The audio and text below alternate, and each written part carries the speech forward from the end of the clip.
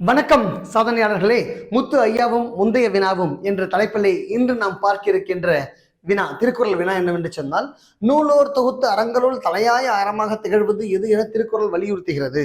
அதாவது தலைச்சிறந்த அறம் எது, மிக தலையாய அறம் எது அப்படின்னா, வள்ளுவர் மிக தெளிவா கொல்லாமை என்ற அதிகாரத்துல தெளிவா வரையறுத்து சொல்றார். பகுத்துண்டு பல்லுயிர் ஓம்புதல் நூலோர் தொகுத்தவற்றுள் எல்லாம் தலை. அழகாக இந்த நூல்களை தொகுத்த சான்றோர்கள் இருக்கார்கள் அல்லவா, அவர்கள் தொகுத்தவற்றுள் எல்லா அறங்களிலும் சிறந்த அறம் எது என்று சொன்னால் பகுத்துண்டு பல்லுயிர் ஓம்புதல்.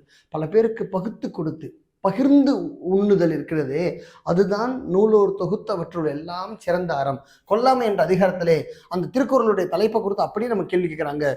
நூலோர் தொகுத்தவற்றுள் தலைச்சிறந்த அறமாக இருக்கக்கூடியது எதுன்னு சொன்னா, பிற உயிர்களுக்கு துன்பத்தை நீக்குதல் கிடையாது, பிறர் மனைவியை விரும்பாமல் நிறுத்தல் அது கிடையாது, அது பிறன்மனை நோக்கா பேராண்மை வேண்டும்னு சொல்றார், அது இல்லை, அன்பு செலுத்துதல் இல்லை, பகிர்ந்துண்டு உயிர்களை பாதுகாத்தல் அதான் முக்கியமானது. பகுத்து கொடுத்து மற்றவர்களுக்கு பகிர்ந்து கொடுத்து உயிர்களை பேணுகின்ற பக்குவம் இருக்கல்லவா, அதுதான் நூலோர் தொகுத்தவற்றுள் எல்லாம் சிறந்த அறம்.